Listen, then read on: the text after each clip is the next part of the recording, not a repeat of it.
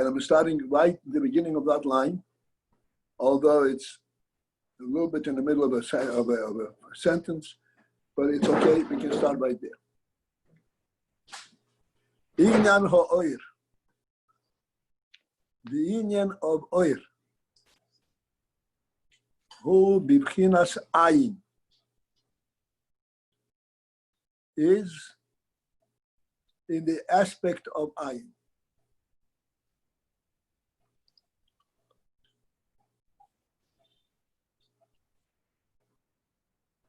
I don't think it will ever be able to fully define AYIN concept, but we can focus in on it and understand what the inference is.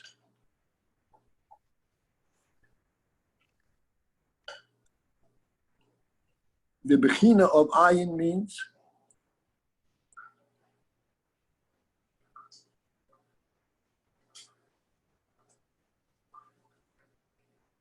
that it's alerting you, it's revealing to you something that is beyond your grasp.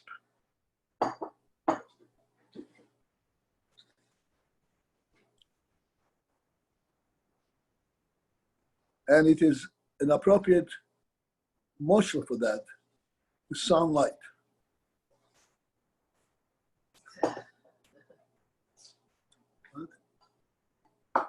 The sunlight illuminates the entire world. It's impossible for anyone to grasp any of it. It's not even possible for anyone to define what it is.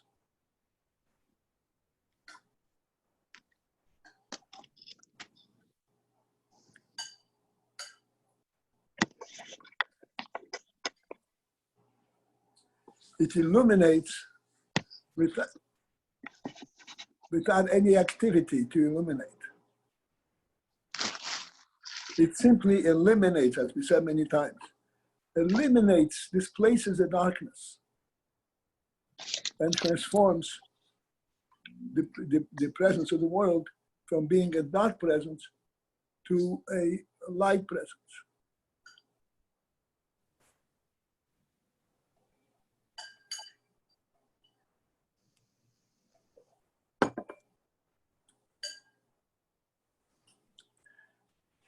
And as we already discussed, initially, when light was created,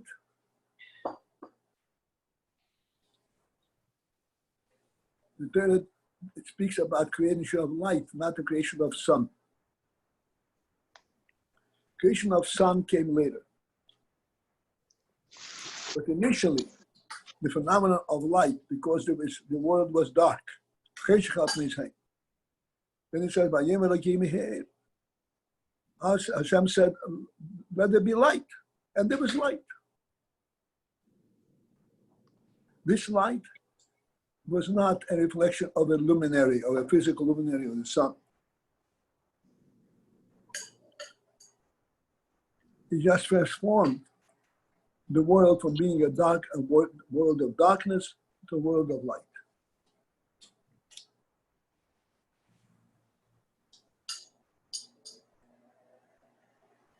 This is difficult for us to digest, to put in focus.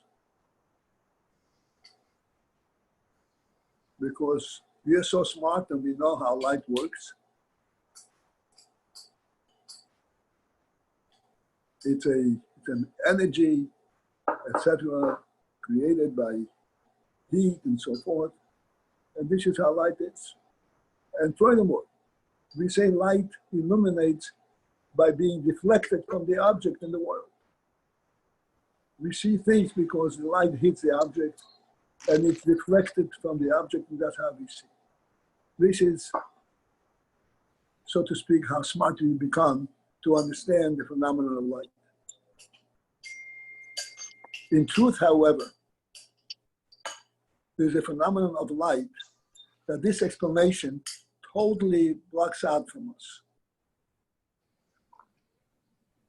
As a matter of fact, with this information, became oblivious to the phenomenon of light as it truly is.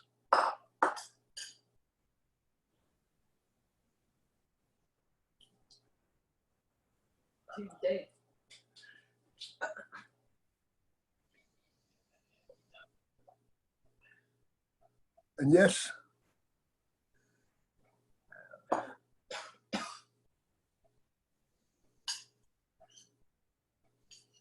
light in the Torah, after that the Rebbe created light, he said, Hashem saw that the light is good, and he separated between light and darkness. That itself needs explanation. And then it says, Vayikra Elokim lo oir yoim. Hashem named oir yoim day. And the darkness he called light. We already spoke about it several times. What in fact is the difference between the name light and the name day?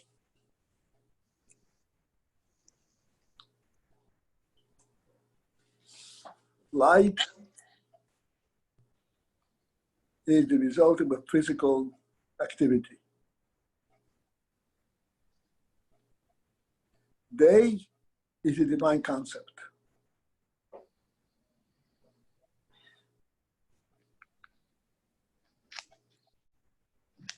Day is a separate creation. What is the creation of day? We experience this all the time without being aware of it. During the daytime, we absolutely see everything.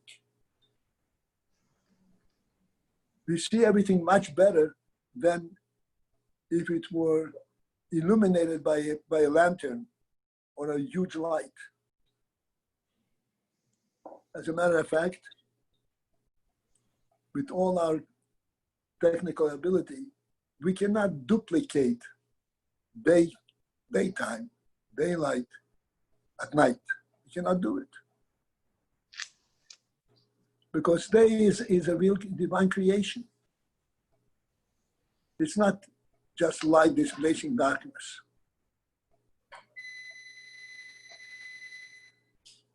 It's a period of light that encompasses the entire existence without even giving an illusion that it's coming from someplace. It's just redefining the world as being a bright world instead of being a dark world. This is the reference to the original creation of light. Hashem said that it be light, which means it transformed the world from being a dark world to a light world. Subsequently, this was replaced by the luminaries and so forth. We explained it many times, that the reason for this there's a substitution of the light being invested in the luminaries and so forth. It is in order to allow world to be world. World is supposed to be world, not godliness. The challenge in our work in the world is to work with the world. If world were lit, like it was in the first day, then world is not world. This is why the light, the original light, luminary less, absent of luminary light, the divine light was concealed, was removed from the world, and instead it was replaced with a light that has a physical explanation, a luminary, a sun, which is also extremely bright and extremely encompassing, but it's not the same.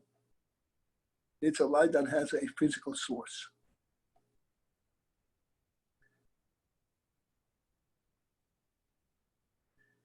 Light as such, which is light per se, not light coming from a physical source. The purity of light is called AYIN. AYIN means it encompasses the entire existence without having to move from place to place to get there. Yeah, you can have. Huh? You can bench. Yeah. Also, I can drink, okay. Here we're talking in the Maimon. The Maimon talks about Oiris Vikelim the way they are in Ruchnis, in the Maimon Atzilus. But we need to translate it in our world, in our level. Because in truth,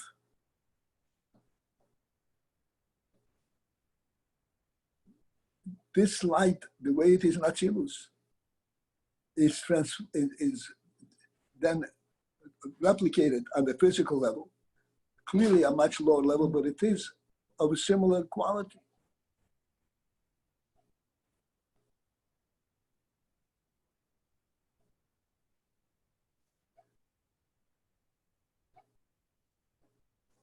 Daylight,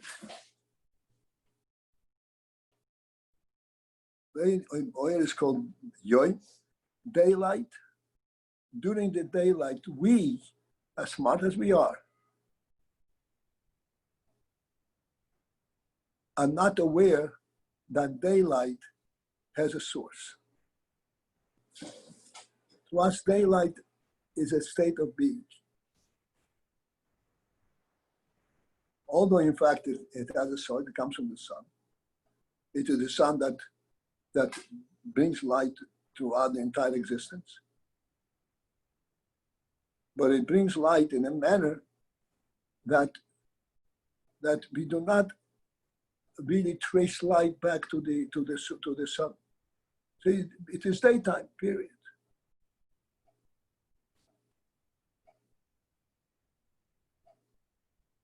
This is why mitzvahs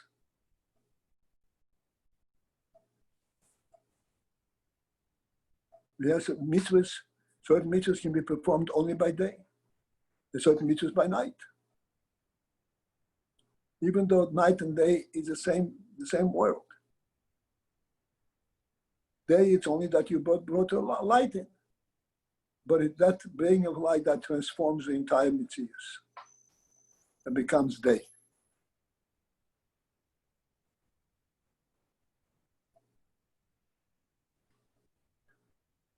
This will help us to understand the words in the Maimer. That oil is b'bchinas ayin. B'bchinas ayin means that its effect is not definable how it affects it. It's an ayin, it's an intangible.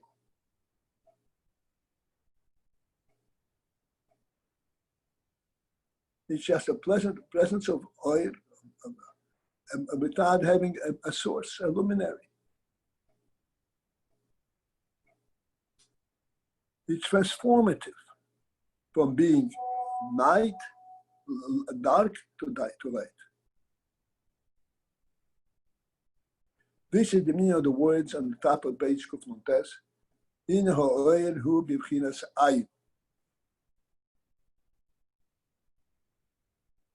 There is b'bchinas ayin. It is in the category of ayin. Category of ayin means that its effect is not by challenging the existence of its situation and changing it, but simply eliminating and replacing it.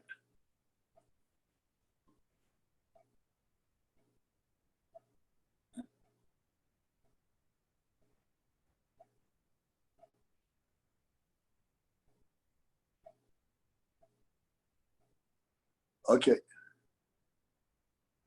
Now we continue on in the middle of the top line. Okay. And because of this nature of an oil, because of this phenomenon, that oil simply eliminates every opposition and it completely replaces whatever preceded it. with oil. For this reason, ha'oil poel ha'bitul b'ha'kelim. The oil affects the beetle in the kelim.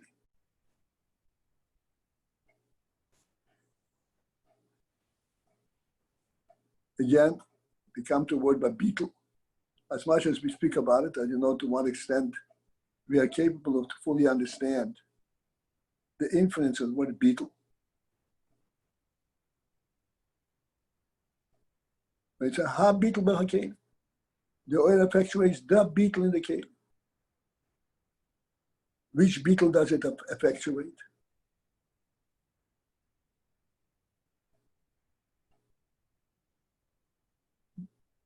The beetle where the kelim cease to be entities unto themselves. When the kelim are totally and completely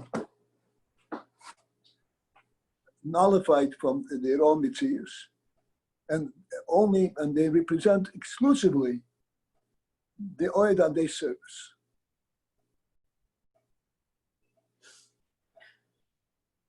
This is how beetle by kelim. How can you affect beetle in kelim? Kelim are mitzius.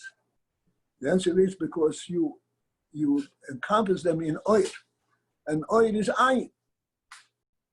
Therefore, the kelim also experience an AYIN element.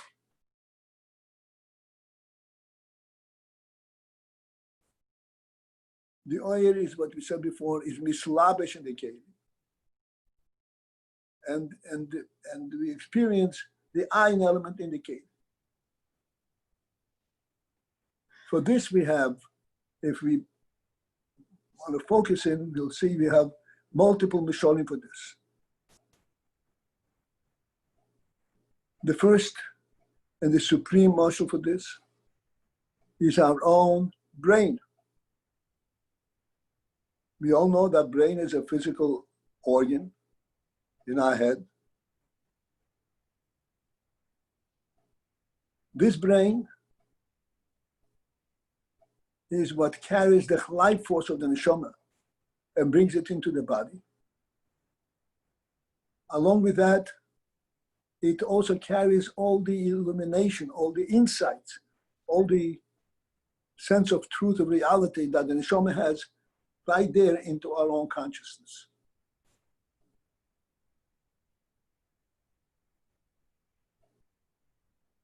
The brain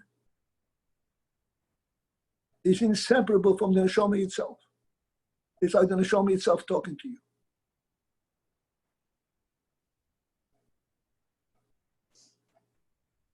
Because the oil of the neshama that mislabish in the brain is b'chinas AYIN, it's life itself, it's purity of neshama, and the brain is able to, is a receptacle for that.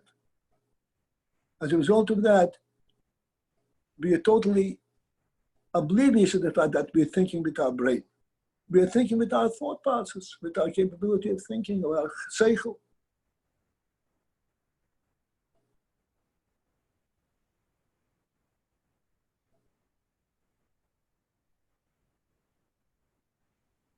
Because the oil hanefesh that is mislabesh in the brain, in the person's group,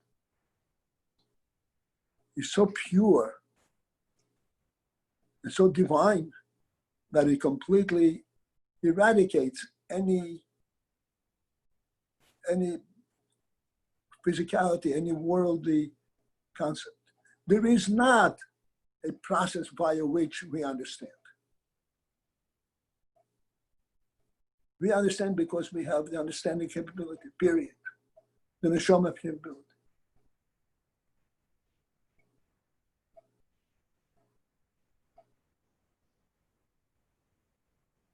This is a phenomenal union, and this is why it's being digested in so many different details.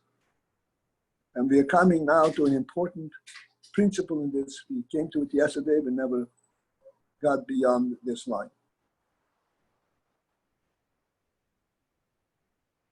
And now we're going to start on the second line, on page Kuf Nun Tes, right after the little parentheses.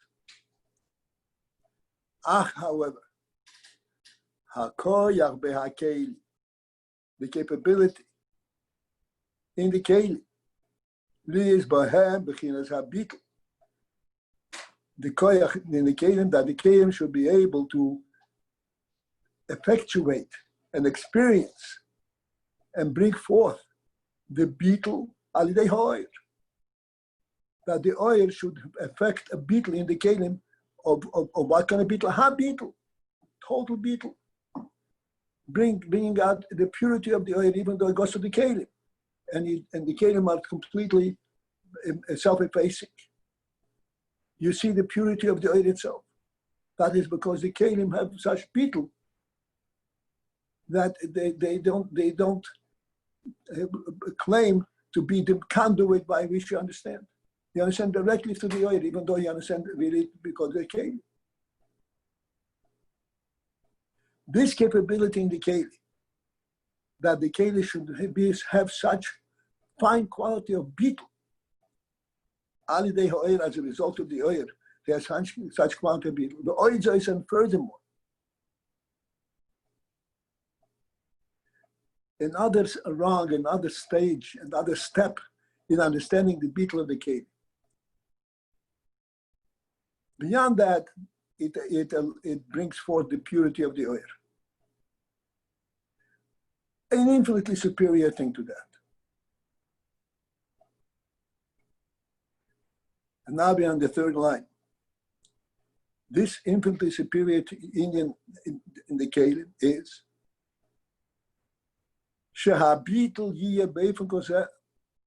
that the beetle should be in such a manner beetle of the quality of beetle, that a beetle is actually identifiable.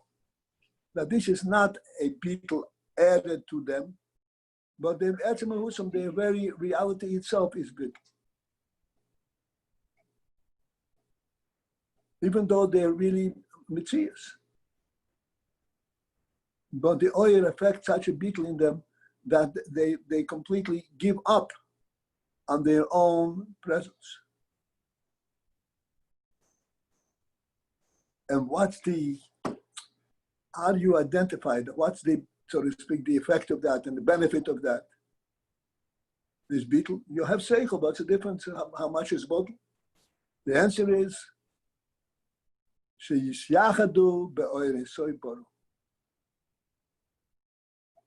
that the kelim should not be just a conduit for bringing light and elokus into the world.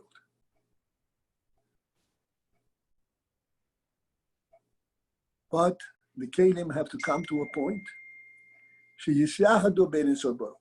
that the kelim themselves should unite between inside. These are kelim, creation of worldly creations.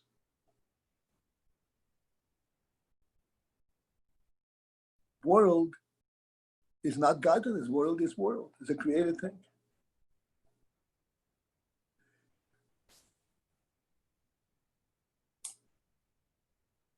There is a phenomenon of the oil affects a beetle in the kelim to the extent that the kelim rise up to the level of the oil. The oil is one with Ein Sof, and the kelim also become one with Ein Sof.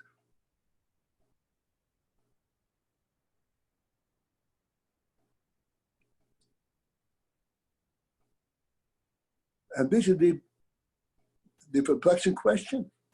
How can a keli be one with Ein Sof? Keli is a creation.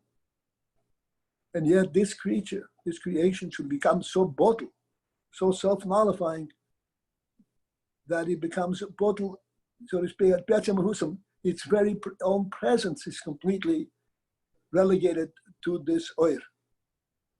And therefore it comes to a point where the keli as a keli can be misyache be'Ein Sof, unite with the Ein Sof.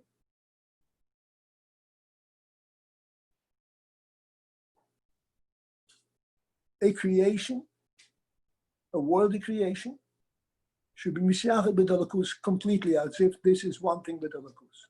Not as if, and actually experience its oneness with Dalakus. How can that happen while remaining a Mitzvah in the world, a Keli?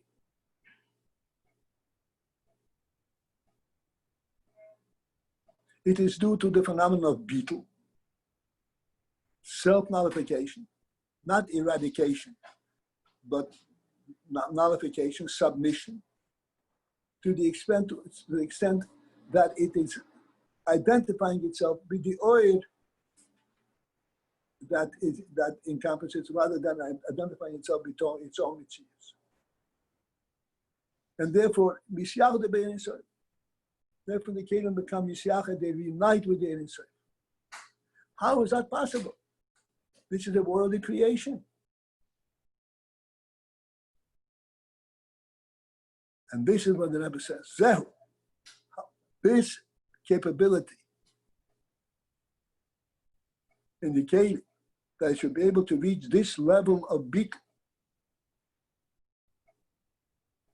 that they should be Mishyached, united with the Ein Sof. Ein Sof is not world. Ein Sof is godliness. And they can be Mishyached with Ein Sof, because their presence as a worldly entity is his battle.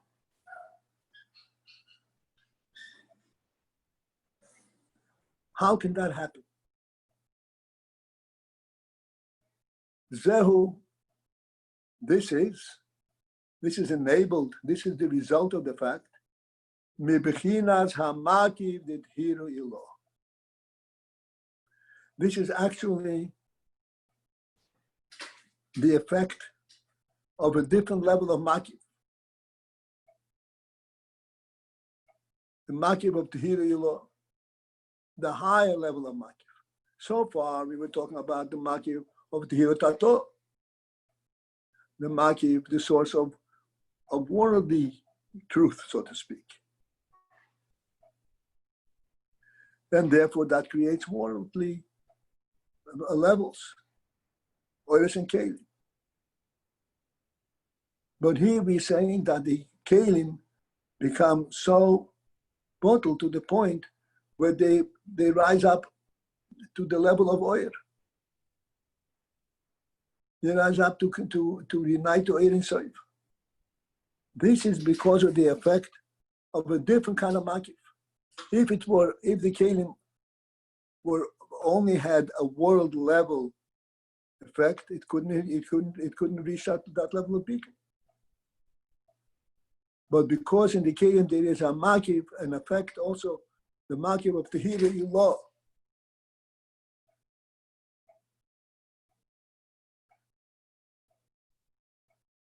Tehira Ilah means the purity. Allah means the upper level of purity. Tira Tatoa means the lower level of purity. What is the inference? Tira Tatoa and Tira Ilah.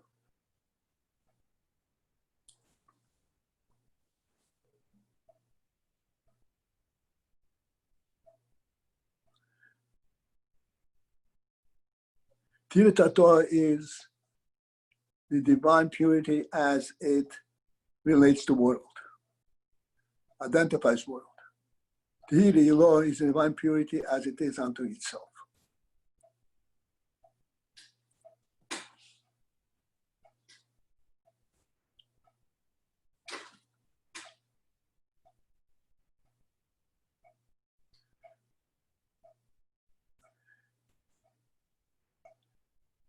Again,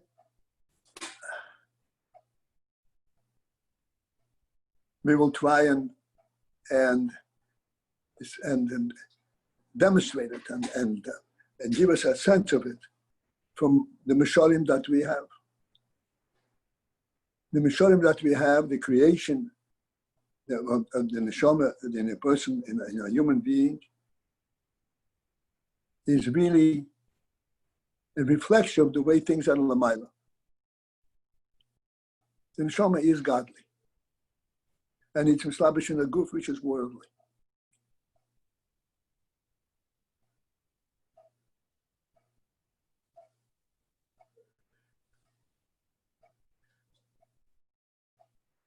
The human being,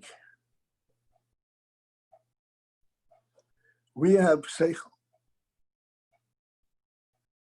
And with our seichel, we can figure out many things in the world.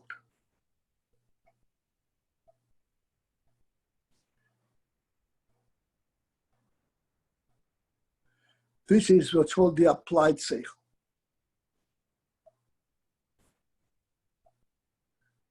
How we translate recognition, experiences of world, how we translate it on a worldly level.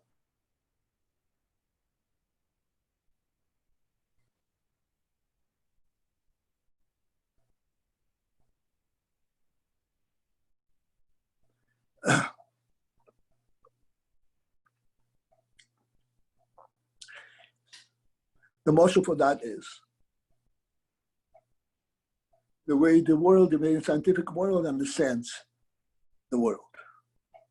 The scientific world says that what is light? Light is energy. Light energy that reverberates from an object, from a physical object. And then when it reverberates, it comes back and hits your eye, and this is how you see. Sight itself is a physical phenomenon. This is when we try to explain divine miracles in a physical form, terms.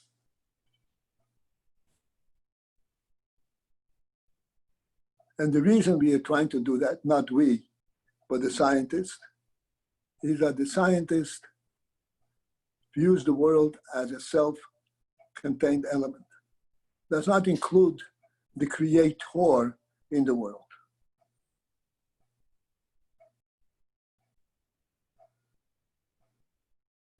We, on the other hand, Baruch Hashem, to us the world is really a divine presence. On the low worldly level, but it's a divine miracle.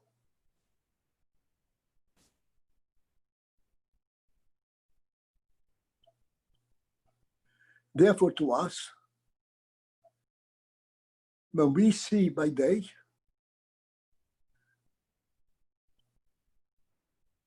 as the Torah says, day and night are two different creatures. Day is not fighting night, fighting darkness. They're two different, completely different creations. And the Rebbe says separated. They're two separate entities. When we say we have daylight and we see, we don't see because light reverberates from an object and comes to one eye. We see because this is a time that everything is revealed and visible. There is a kind of a physical explanation of how it happened, but this is not the real truth. This is just a camouflage. You know that the world remains world, therefore we have this camouflage of the miracle of light. But really it's a miracle. It's a divine creation. Day and night are two different creations.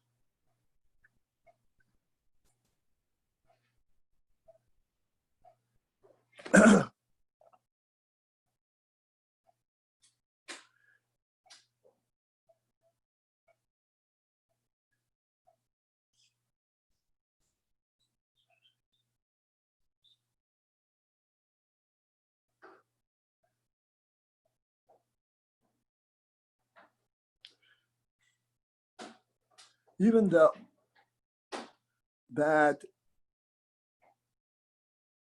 a function, a seichel function, and sight function, all they done are also two kelim. Even seichel itself goes to the kelim, the brain. But the Kalim experience a level of beetle such that they completely self-efface, and you do not sense that you're understanding with the Kalim, with the brain. You understand because you have seichel. You see because you have eyesight. You have sight. Not because there's a light hitting your eye. Because the Rebbe made the world bright, visible, and this is how we see it. And therefore, our sight is seeing the reality of the world, not a reflection of the world, but the reality of the world. And our seichel understands the reality that the Rebbe gives us the ability to understand.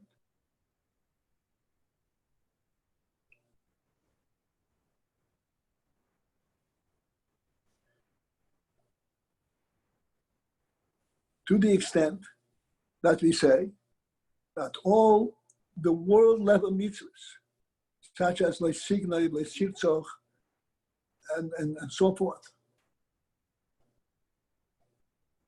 are divine mitzvahs. This is not mitzvahs that are world-based.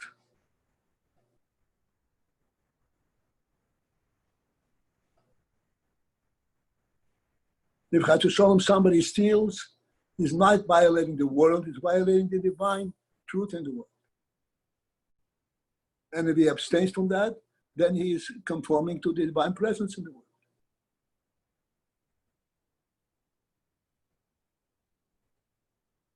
If a person is honest in business,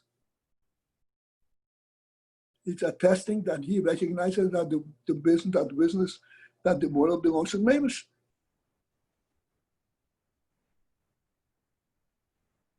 This is not a world level activity, this is a divine activity.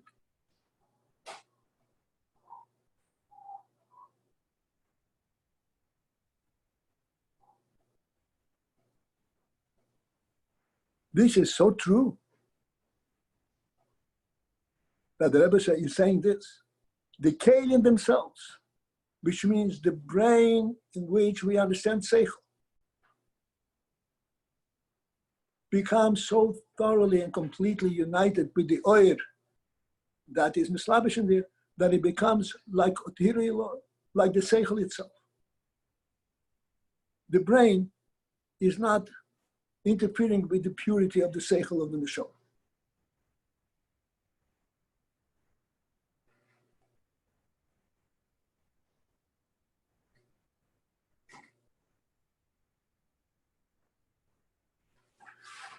This is what the Rebbe is saying. That there is a beetle in the Kalim. How can the Kalim get such a beetle that it should be such that it completely supersedes the whole phenomenon that they are creations of worldly creations? But they can unite with the Creator himself. Then inside.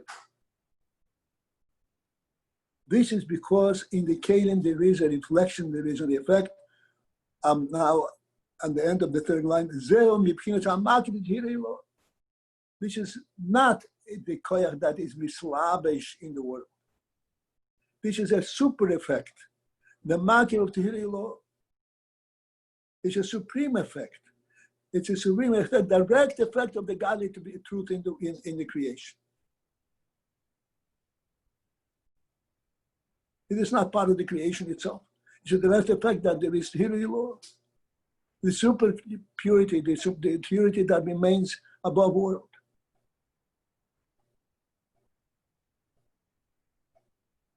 This is how it is possible that the Kalim should be Mishabat in his sword. Okay, and again I'm in the fourth line. Sheila Shumokir HaKalim, Makir, the Tehillah, which is the source of the Kalim. This inyan, that the Makim Tehillah is the source of Kalim.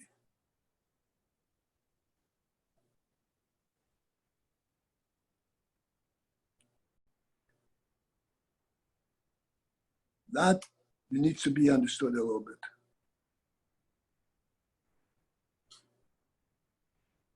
This is Makim Tehillah. Maki, which is supreme Tehillah, which is higher than world. How do we then come back and say, this is the source of Kelim? Kelim is that which world is composed of. How can the Maki of Tehillah law, which is above world, super worldly, there should be source of Kelim, of worldly Kelim?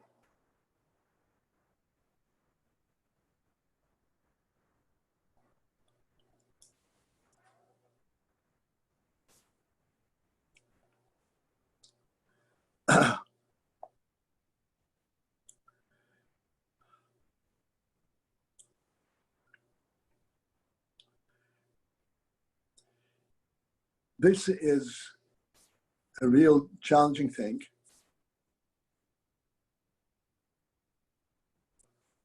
Looking at the clock, we can go till 9 o'clock, right? Is that the case? Yes, of course. We have a time check for questions. Yeah, we do. Oh, no, wait, I'm not ready for questions. I have to finish this principle. Okay, in 2 minutes it'll be 10-2. Let's just put it that way. Well, also, I'll try to do it. This is a principle which it cannot be interrupted. If I start it, I have to go finish at the end.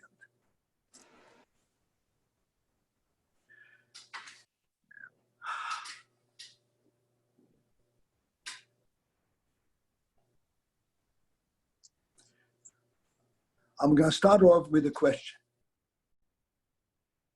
A question that I'm proposing to each one to reflect on themselves. The first day of creation, the Rebbe brought light. He made light. That light was a pure light. There was no luminary. There was no sun. It was clearly a divine light. Made light in the world. They changed the situation of the world from being a dark world to a light world. Subsequently, on the fourth day, he created the luminaries. Hashem says, "Bayim, Bayrechem," says, "Balayla," the Kechovi. The Shemesh and the Riech and the Kechovi. He created luminaries. The first day, there was light, which is pure light, divine light. On the fourth day, he created also light, but that light has a physical base, has a worldly base. A luminary and stars and so forth.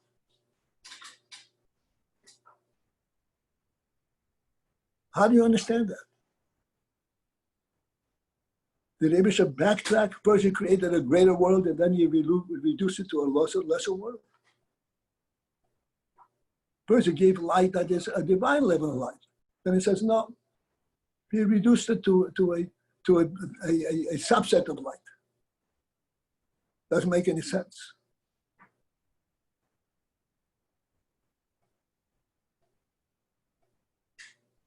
And this is the question that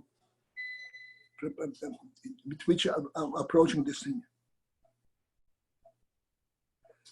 The Rebbe gave us light, and the Rebbe gave us luminaries, the sun and the moon and the stars.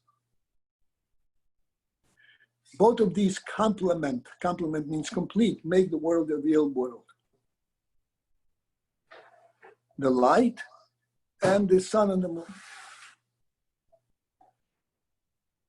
Sun and moon are physical bodies that emanate light. The light is a divine light that brought brightness into the world. Each one of these two levels of gift to the world, light versus the luminary, each one of these was a greater contribution to the world. Which one made the world greater? The light or the luminary?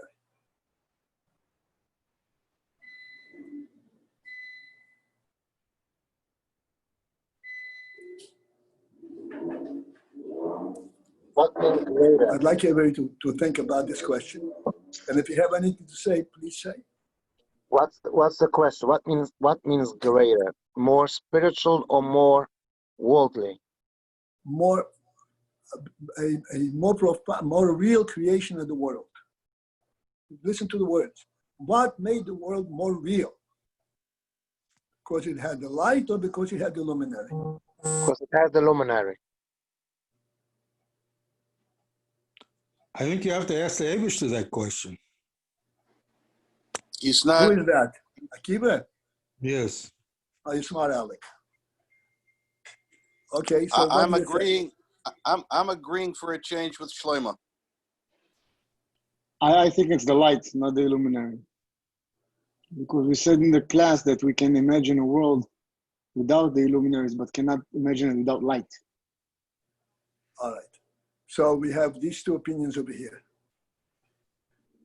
Now, Reb Shlomo, I'd like you to explain. Why do you say that the luminary is a greater gift to the world than the light? Because without the luminary, there is really no world. Why not? You have light. And this light is mavatal the world.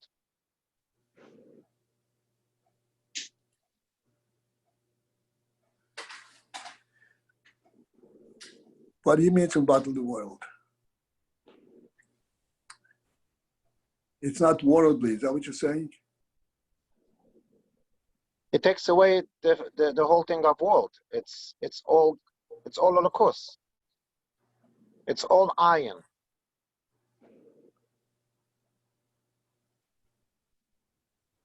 Okay. So it becomes a godly world. It's not world. Please listen to my question. Please listen to my question. Which made the world more real?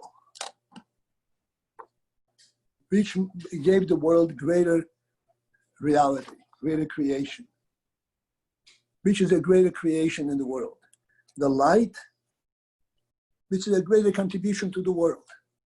Light or the luminary?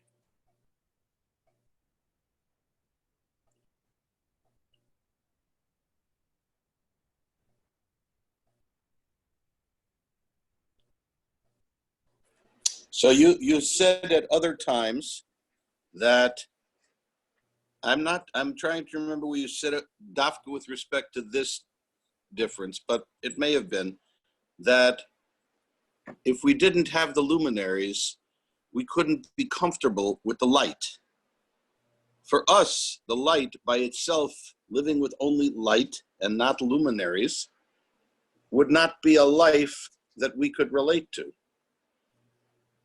So by the Eibishter putting the light into luminaries, he makes it possible for us to relate to it and to relate to the world, which otherwise we just couldn't do. We couldn't live in a world with light that has no source. All right. Okay, I hear what you're saying, but this is only as a result, in reflection how it affects us. Talking about the world itself. Well, the Eibishter wants the world. Why does he want the world? He wants the world because of us. We're Fine. the ultimate purpose. But I'm talking about the creation of the world itself. The accomplishment of the creation of the world itself. So it's obvious from your response to this answer that you prefer the other answer. You're also smart, Alec. No, I'm just saying. I really want to be sure to understand. Here's the point which I'm trying to bring out. The difference between the Oyesh and Yibra B'nai Rishon, the light without a luminary, and then subsequently we have the light that comes from the luminary on the fourth day. The difference is, like we all say, we all recognize, light that was created on the first day has no basis of being. Therefore, we cannot really associate it with the world. It's just there.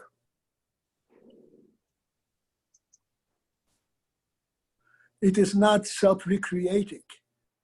It is there as long as it is there. The light that was created on the fourth day is a luminary, what's called Etzem Behiri. It's a bright essence. But the Rebbe gave the world on the fourth day is a completely different level of light than in the first day. In the first day, he gave us a functional light. On the fourth day, he gave us the essence of light. A completely different, a different sense of what kind of world Rebbe gave us. I don't understand that explanation at all. It would seem that the light, once the light is put into luminaries, it becomes a more functional thing. No, the luminary creates light.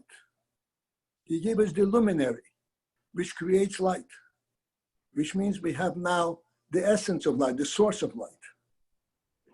Uh-huh. Etzem Behiri, it's called. Completely different status. The one acquires at that point a different status than prior to that. Prior to that yes, it is a beautifully created thing, but it is all a creation. It has no self-standing presence. After he created the luminaries, the world has a self-standing presence. It is self-recreating.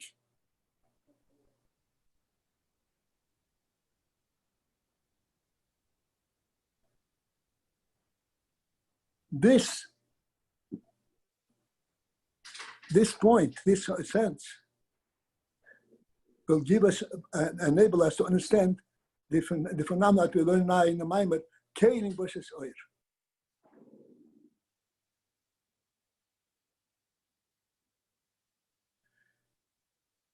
Because Kelim,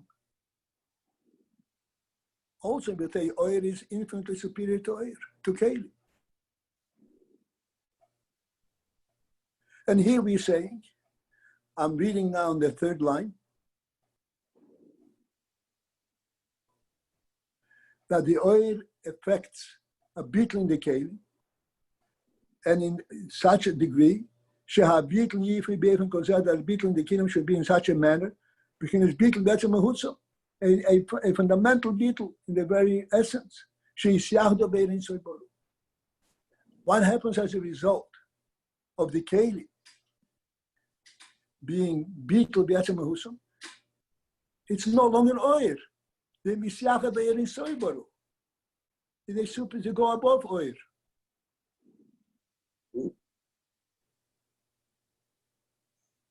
This is the effect of Makeh B'Tchiri law, Makeh which is completely superior to the creation.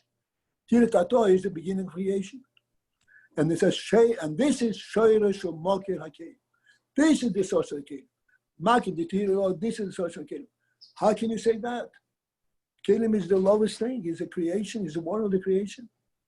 Makeh B'Tchiri law, this is the Shoyresh of Makeh HaKelim. The essence of the how do you call it, Etzem Bechiri, the sun, when you relate to the essence of light that's within the sun. No, one second, don't interrupt now. This is the Shir Shemok HaKelim. And then the Rebbe says like this: V'habitul shel HaKeli, the beetle in the Keli, the Keli relates to is sourced in the Makeh B'Tchiri law. The beetle in the Keli, Magia reaches Lamailo, which is higher than the beetle shel Ha'or. The beetle of the Keli reaches to a higher level of beetle, reaches to a higher level of uniting with the Elokus than the beetle of the Oir.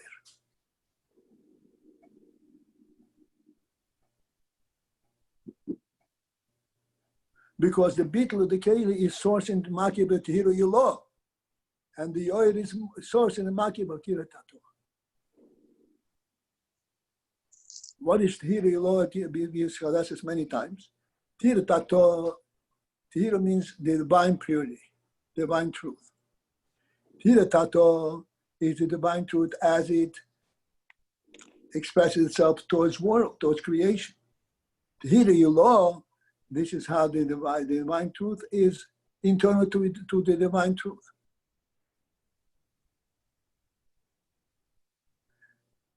The kelim are sourced at that level. And this is what I'm trying to explain with this mashal. The kelim are sourced in that level.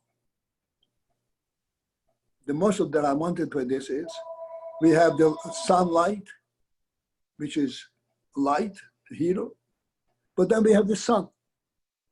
The sun is a body, a physical body, which is a greater presence in the world, which elevates the world to a higher level. The sun or the sunlight. From what you're saying now, it would seem to be the sun. The sun gives the world an essence of light, a source. It gets its own source of light. It's a real creation. Light is just a perfunctory, is a temporary thing. Doesn't become part of the light of the world. The sun is part of the world, and it's a real, so to speak, a tangible presence in the world, a worldly presence that illuminates the world.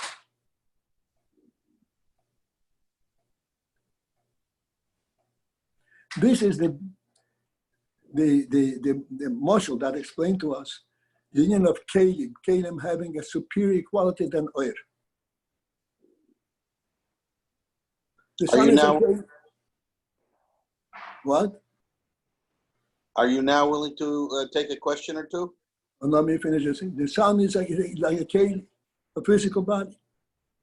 But this physical body is a source of light, which gives the world a fundamental presence with light. Whereas light itself is only a ruchnisike light. Yes, you can go in the question. Yes, Well, this question goes back quite a while in this year. I don't know if I can even remember how to frame it, but at one point we were talking about the... Okay, I'll just say me this. Do we understand what I just finished saying? This was very important to me.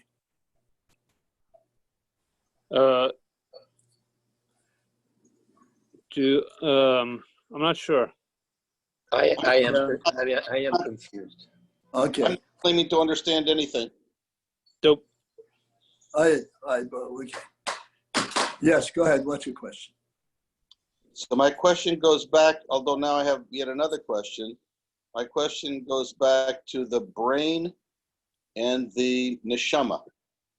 And this is just where we were discussing how the keli, you use that mashal as a mashal for understanding the unity that ultimately results in with the kelim and the oyer. The keli unites with the oyer. So when the brain, again, when you go past these mishalim, then by the end I forget exactly what they were. But I was trying to understand, what is that like when the brain is not processing what the neshama knows? It's actually uniting with what the neshama knows. What is that? What's happening then? What is that experience? That experience is a direct neshama presence, not processed. First go to the brain and then it comes to us. It's a direct neshama presence. We are aware of our life and our seichel. Without first justifying it, it makes sense that we should understand this, and they understand it. But we're still, the brain is still involved there. It's just not involved as an intermediary, as a translator. That's right. That's the phenomenal beetle of the keli. So at that point, the brain is just getting it without having to translate it. Well, getting the truth without needing to put it in some other language. One second.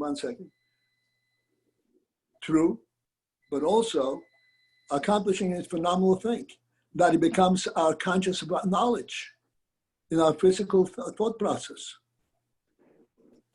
It is not something the brain understands and it doesn't transmit its understanding to us.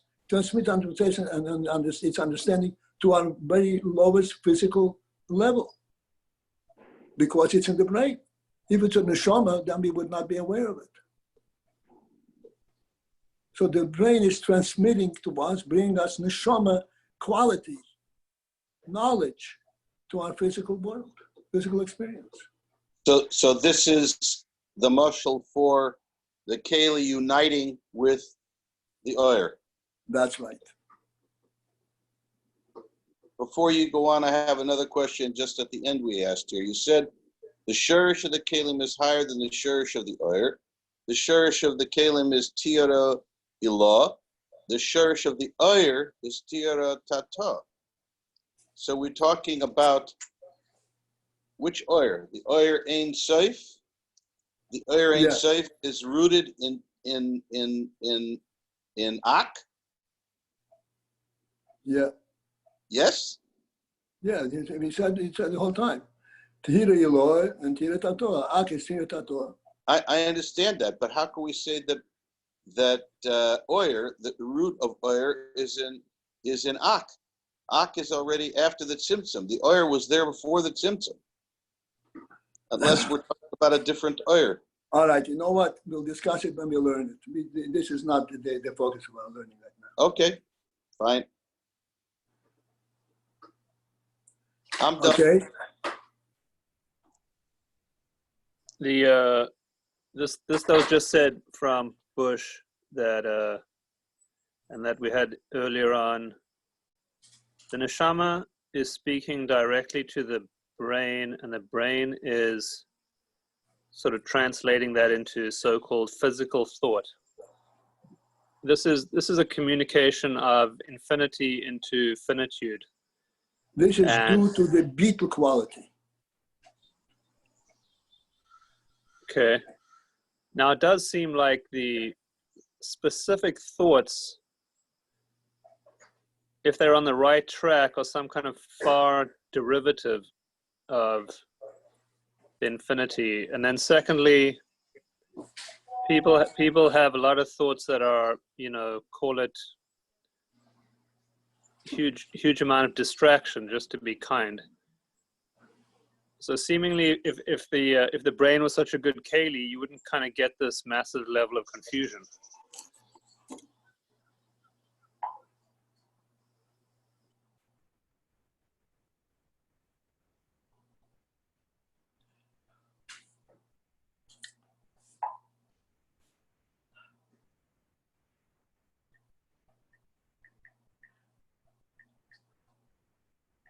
The principle that the oil of the neshama goes through kelim, the brain, and until it comes into our physical consciousness.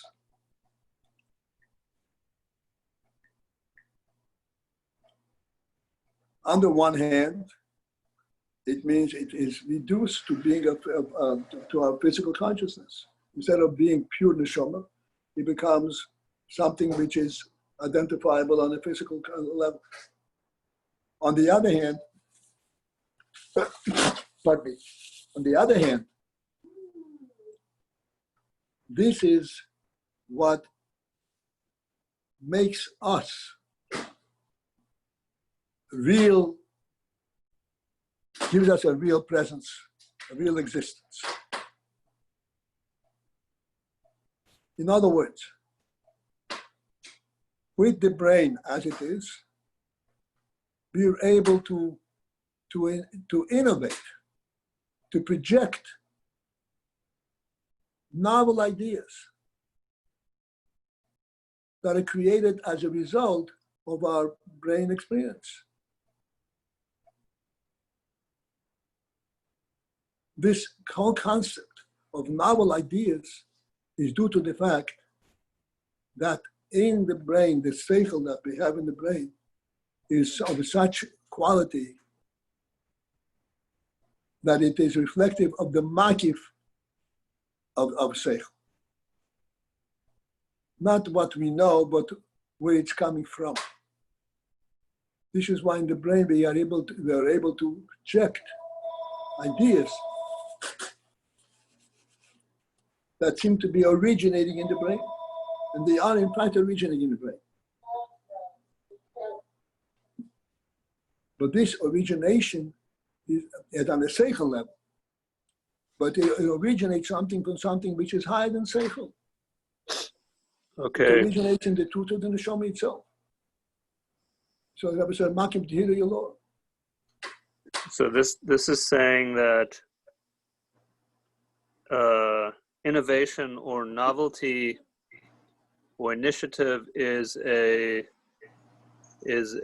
proof positive of the nefesh presence, nefesh making itself, showing itself through the means of the brain and thought, etc. Yeah. Right. In other words, we have not just seichel, we have the essence of seichel.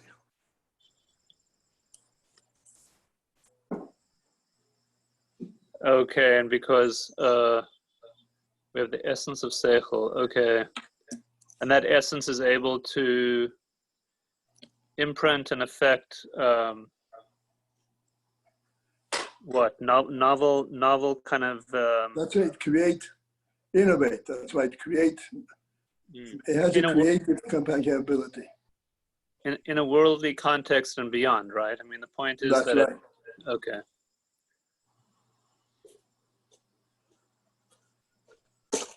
And that was all, we got into that again because that's a good mashal for infinity, for Or being united with the Keli. Is that correct? That's right. But the Rebbe said the beetle of the Kelim is even higher than the beetle of the Oyer. Why would we conclude that the bittul of the Keli is higher than bittul of the Or? The bittul of the Keli, the brain in this case, seems secondary to the way that the nefesh is battle to its maker. And this is what we're learning. That's why it's a whole novel thing, a whole evolutionary concept. That the beetle of the Kelim is superior to the beetle of the Oyer. You're right. Again, is there a brief way to say why we conclude that?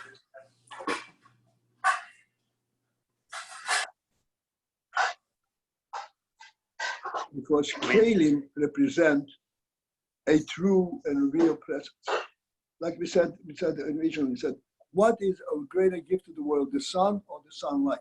Oh, wait. So they represent an actual and real presence. So this is their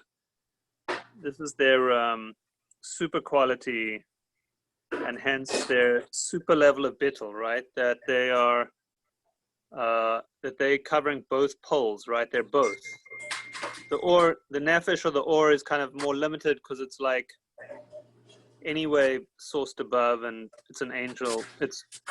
What's our point again here? That it's superior bittul because why? It's an actual presence and it's nullified. Yes. Because it is rooted in that which is higher than Oyer.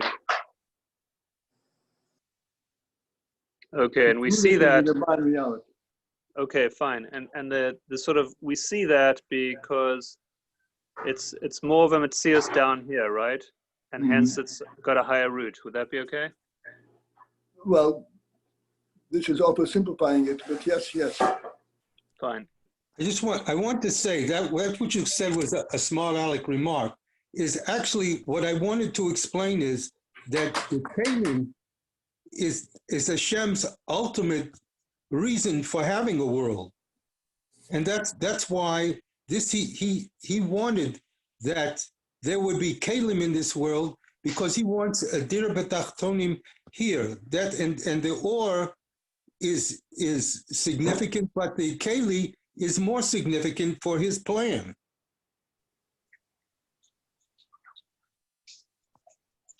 And that's why the Kalim are rooted in his, if we can speak with this chutzpah, are rooted in his first rotzon of what he wants.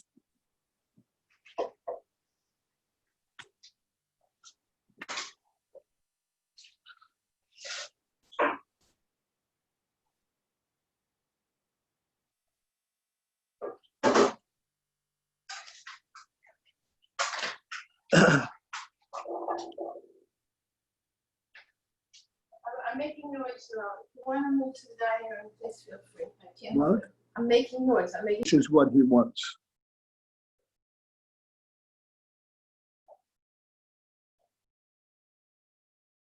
What is the source of this want that it should actually be indicated?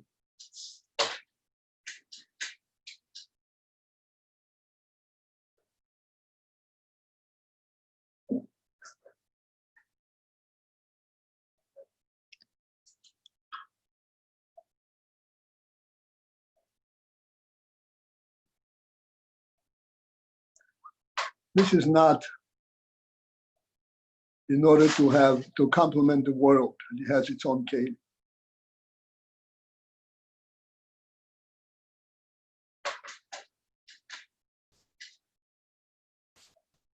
Rather, it is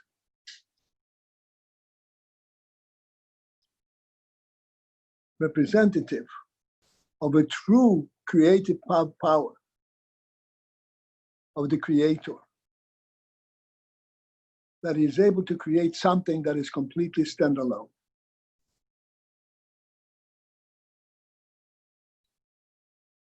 Completely self-satisfying, self-sufficient, and self-replenishing.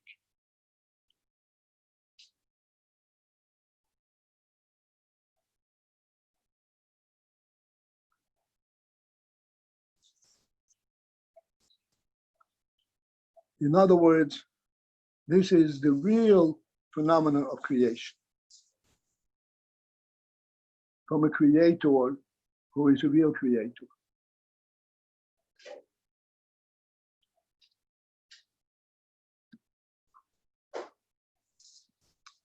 All right. Okay.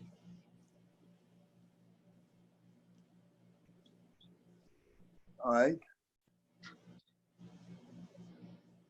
So we passed our time. Any further questions, any further ideas?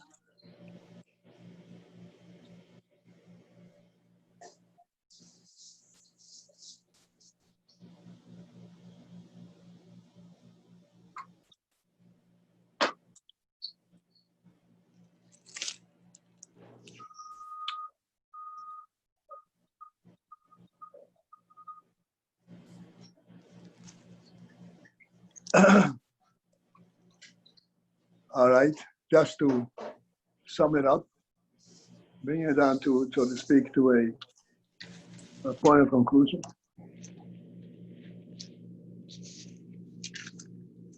This is reflected in the fact that ultimately our connection to the Meibesh is via mitzvahs maisis, physical mitzvahs, rather than through our brain and our heart.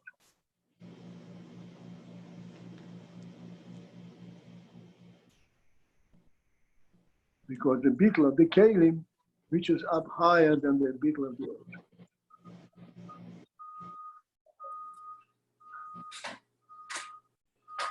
All right, let this be. Ashley is still here. Just came back. Oh, you came back.